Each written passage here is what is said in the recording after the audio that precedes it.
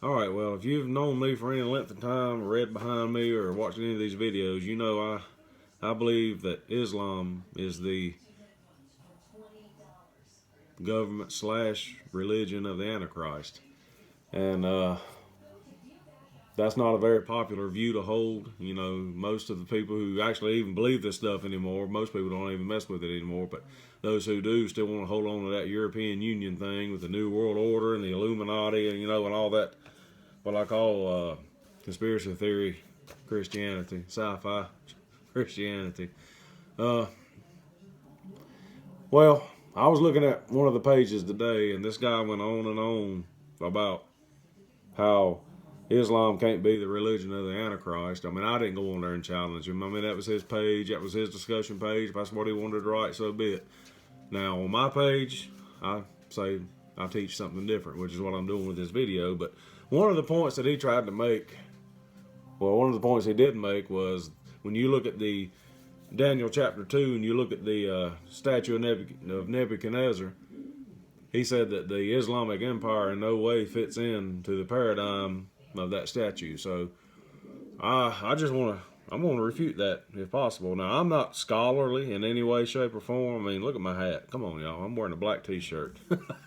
I work for a living. You know, I work in a manual labor job 40 plus hours a week when the coronavirus ain't going on. But anyway, so I'm looking at that and I thought, you know what? I believe he's wrong on that, and I'm going to try my best to explain why. And I'm going to read a little bit from a book because, like I said, I'm not a scholar. I'm going to tell you what I can tell you, but I'd like to read from some people who do know. And I recommend this book. This book right here is probably one of the better ones, God's War on Terror, Islam, Prophecy, and the Bible, written by Walid Shuibat and Joel Richardson. Now, I like Wally Shuibat myself, but just let me say at this time, he was an evangelical Christian, but,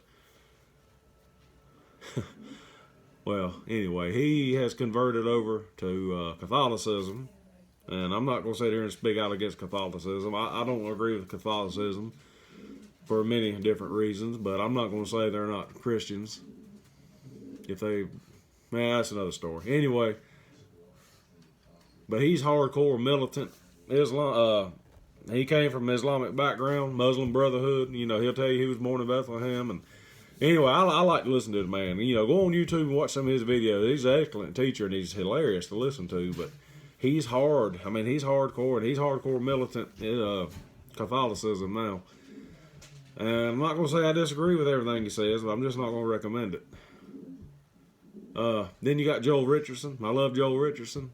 I've mentioned him in my videos before. Both of them sat down and wrote this book. Now, Joel Richardson's got another book that he wrote on his own called The Mideast Beast, where he talks about this. He covers this very in depth. So those are some books you may want to check out sometime. And both of them have YouTube pages where you can go on there and watch their videos. I believe you don't see Walid on there anymore, but there's a lot of videos out there. And Joel Richardson's called The Underground, and I do recommend it. The only thing I don't like about Joel is he teaches a pre-wrath rapture. So I'm a pre-trib rapture. But other than that, I mean, you know, I think the man's spot on. So anyway, in that Daniel chapter 2, you've got that statue of Nebuchadnezzar, and it's made out of different metals. And now this was a dream Nebuchadnezzar had, vision, whatever you want to call it. And each one of these different parts of the body represented an empire that came up against, and ruled the world. You had Assyria, you had Egypt, they wasn't on the statue, but you had the head of gold, which represented Babylon.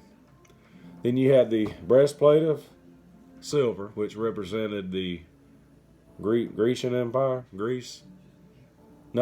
Media-Persian empires.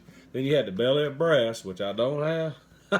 Anyway, the belly of brass, that was the Grecian Empire.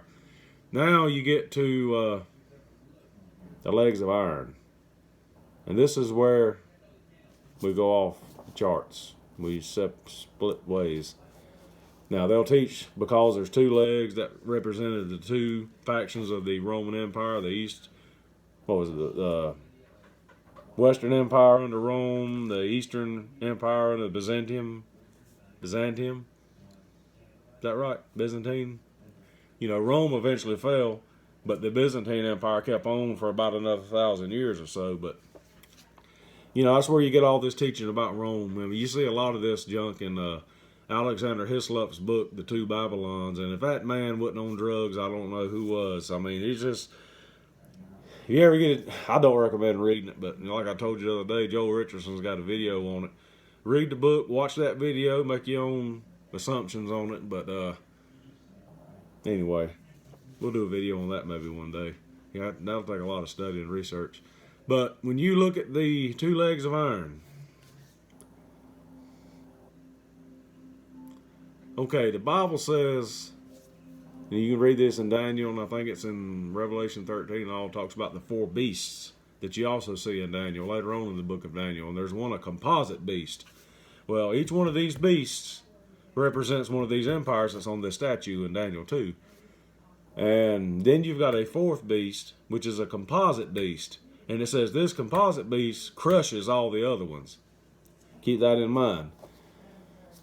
When you look at and I've got the maps right here in front of me on this computer, so I've looked at these maps to make sure what I was going to say before I started this. Look at the maps. Each one of these empires crushes the other, defeats the other, takes over the other, replaces the other. But this fourth one crushes them. I mean, it just beats them down, beats them to death. Look at the map of the Babylonian Empire.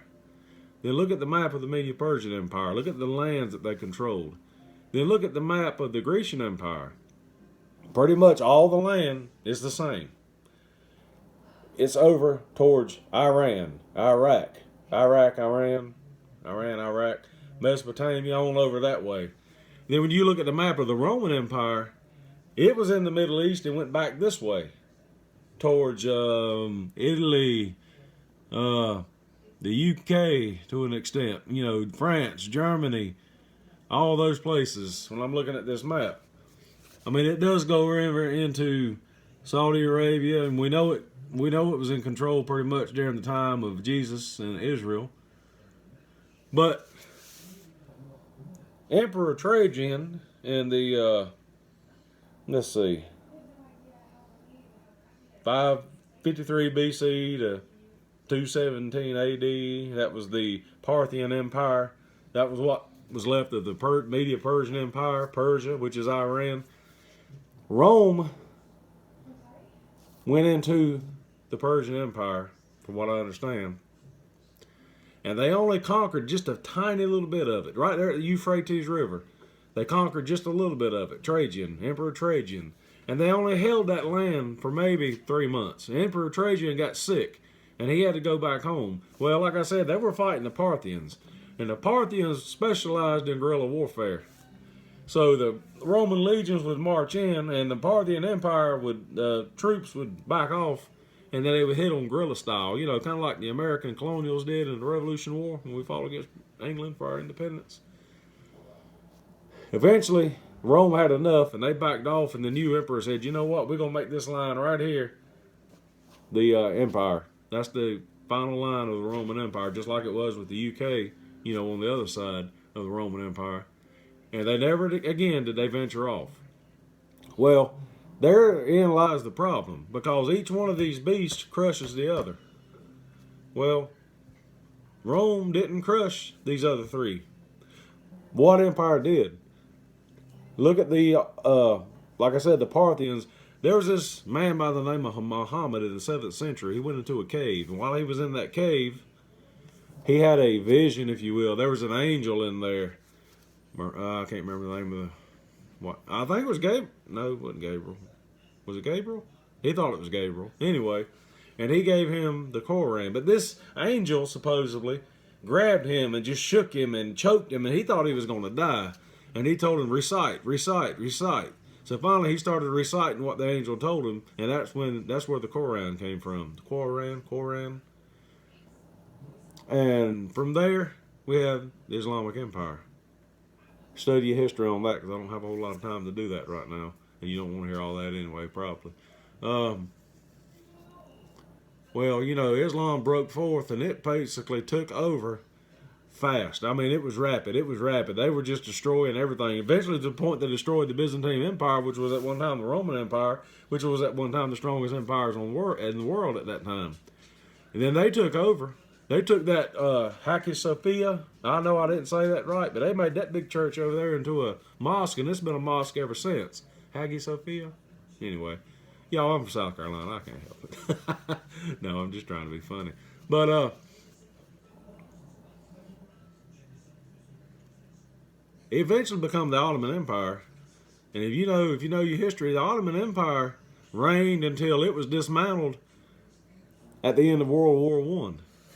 So it reigned longer than the Roman Empire did, and it was more brutal than the Roman Empire, because the Roman Empire, when it would go in and conquer a country, as long as they didn't rebel, the Roman Empire, I hate to say it, was kind of like America. They went in and built up the nations. They built roads. They built aqueducts. They built commerce. They were wanting to bring money in. You know, there's still, you can go out into that part of the country now, and there's bridges and roads and everything that Rome built that are still there. You don't see, the house like I live in and stuff, you're not going to see that 1,000 years down the road still sitting here. That stuff, after all that time, still sitting there. They went in and built infrastructure. Islam didn't. They go in, they smash, they destroy. They destroy everything. They don't produce anything, they destroy. And that's what that fourth composite beast did. It was a composite of all these other, that went in and it destroyed. It took over. And when you look at the map of the Ottoman Empire, it's the same land of Babylon, Media Persia, and the Grecian Empire. So that's why I say I don't believe Rome was the two legs of iron. I believe it was the Ottoman Empire, the Islamic Caliphate. Then when you look on down at the, I was going to read from this book, but maybe I'll do that later. When you look on down, you've got the 10 toes of Daniel, part iron, part clay. Your Sunnis and your Shiites, they don't get along. And the Bible says in Ezekiel 38:39 that a 10-nation coalition would come together. Look at the maps of Israel, and look at the nations that surrounded Israel in those days, and look at the nations that surround Israel nowadays. Same nations, but look at what they are now. All of them are Islamic. I believe the Antichrist is coming out of Turkey. I believe that's the utmost north, not Russia, but Turkey. I'm not going to say it ain't Russia, but I believe it's Turkey. The Antichrist is going to come out of Turkey. He's going to come in. He's going to bring these Sunnis and these Shiites together, but they don't mix. They don't get along good. One's real extreme, one's real liberal. And I forget which one's which. I forget. I cannot keep that in my mind to save me. But the point I'm making is that's why I teach in Islamic. That's two reasons that I just gave you is why I teach that I believe Islam is the nation of the empire, religion of the empire, the caliphate. Then when you look at Gog and Magog, Gog is the Antichrist. The Battle of Magog is not fought until after the 1,000-year millennial reign of Christ. So Ezekiel 38:39 is not some battle that's fought before the Battle of Armageddon. Ezekiel 38:39 is the Battle of Armageddon in the Old Testament, given in detail. The winepress of the fury of God's wrath, as it says in the book of Revelation. So, this is why I lose I lose friends on Facebook when I start talking about stuff like this, especially with the Bible scholars and all those who know better. I've been kicked off a lot of Facebook pages when I can say about what I want to say about anything, but when I start talking about this, I'm kicked off. That's why I started my own page, Bible Talk 2020. Come on over there sometime. But I started my own page. I can't get kicked off my own page. I guess Facebook can kick me off. But, I was going to read you some of this book. But maybe I will at another time. I wanted you to hear what they had to say. But anyway, just keep that in mind when you're studying this. Look at the maps of these nations. Look at the lands that they conquered. Tell me I'm wrong. I may be wrong. I'm not going to say I'm right. Prophecy unfolds. It unfolds. A little bit. But you look at what Islam does compared to what the Bible says the Antichrist and his nations are going to do. The cutting off of the heads, the changing of the times, the changing of the season, all this different kind of things that Islam tries to do. Hey, I'm just saying, even the mark of the beast. Look at that band they wear on their head and the one they wear on their arm. That's all I got time for today. Y'all be good. Love all of you.